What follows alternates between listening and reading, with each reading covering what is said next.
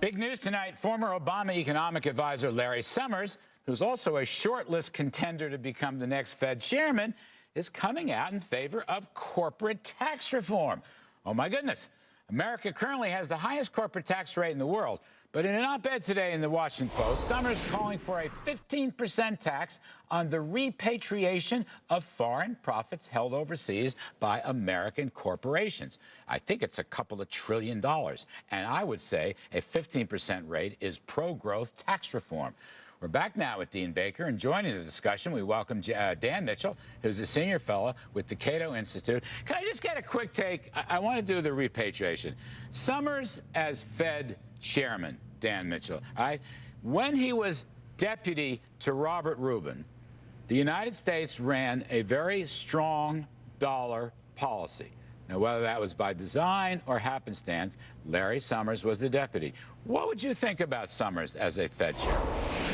Well, if they had that policy by design in the 1990s, not just on monetary policy, but also restraining government spending and deregulation and the other good things that happened during the Clinton years, then I think it would be great to have Larry Summers not only in charge of the Fed, but in charge of Obama's economic policy overall. I'm just not sure that deep down he actually believed in the policies we got under Bill Clinton. Well, that's the thing, Dean Baker, just to complete this before we go to tax reform. It's like there are two different Larry Summers. In the Clinton years, Summers was a fiscal conservative and a strong dollar man working under Robert Rubin. In the Obama years, he becomes a free spending stimulus guy, no rules, no worries about budget deficits. And I don't know whether he altered Obamacare, but I've never heard him come out against it. Which is with the real Larry Summers? Please stand up, Dean. Well, the Obama years, he had to deal with the fallout from the disastrous policy support in the Clinton years. Those got us on the path of a bubble economy. The prosperity of the late 90s was driven by a stock bubble, which inevitably burst. That gave us the recession in 2001. We got out of that with the housing bubble, which, guess what, burst.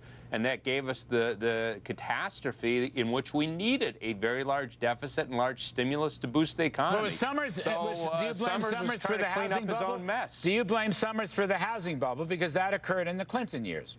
Well, it began in the Clinton years. Right. I think Summers deserves a lot of the blame in the sense that it began. Yes. Yeah, it began. Yes. I mean, look, Bush was sitting there, and the idea that he couldn't do anything to change the course. I mean, I don't necessarily have great respect for President Bush's economic abilities, but he was sitting there. He had plenty of time to change courses. So, right. You know, Summers deserves to share the blame. I don't want to get into that. I just want to. Okay.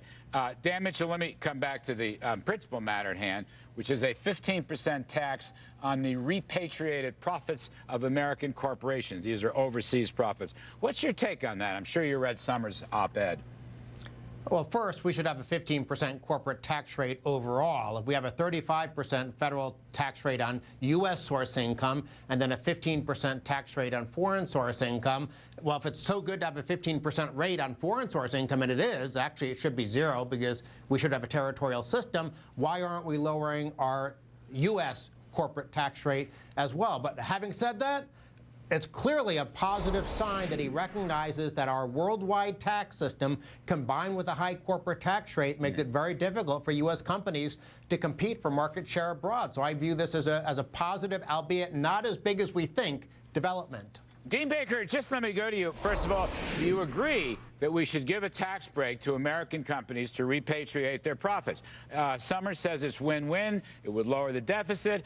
Guys like me think it would go into investment to grow the economy, and we would flourish. Do you agree with that 15%? No, well, I don't. First off, we tried your route, Larry. We did that back in 04, 05. You must remember that. None of that went to investment. But in terms of the longer story, Dean, what we want to do is have those were Bush's best. You had. Yeah, no, we know the data on investment, Larry. It was much lower than what is today with Obama. It's much lower. You had 5 straight years of job creation. I don't want to. But we had much more investment than we did today. But in terms of what we do with the tax code, what I want to do is have the same tax rate. Dan's right on this. Have the same tax rate on domestic and foreign taxes. All right. And the way to go with that is a unitary tax. And we say, because otherwise, you know, we have Apple that's very good at developing iPhones and iPads. It's also very good at developing iTax havens, so they declare all their income in Ireland. And to get around that problem, you just say, we don't care where you want to tell us you made your profit.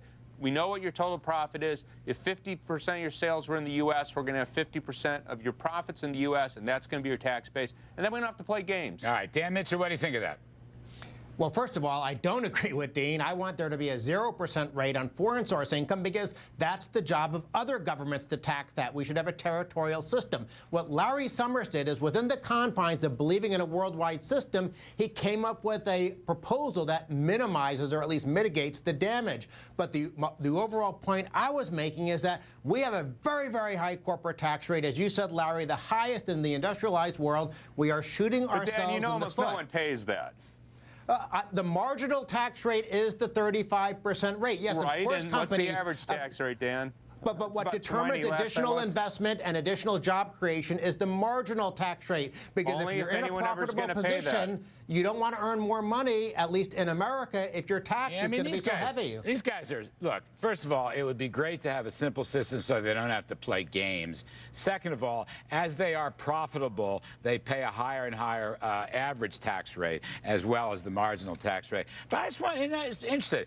Dan, you could live with Summers' plan, but Dean, you couldn't. Is that what I'm hearing?